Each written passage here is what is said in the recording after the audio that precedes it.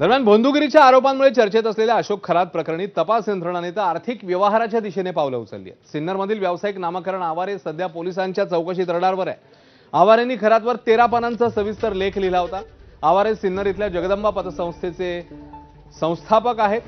तपासादरम्यान या पतसंस्थेशी संबंधित एक धक्कादायक माहिती समोर आली आहे। खरातच्या नावावर या पतसंस्थेत तब्बल 32 खाती असल्याचं उघड झालंय। त्यामुळे या खात्यांमधील व्यवहार, पैशांचा स्रोत आणि त्याचा वापर याबद्दल संशय निर्माण झाला।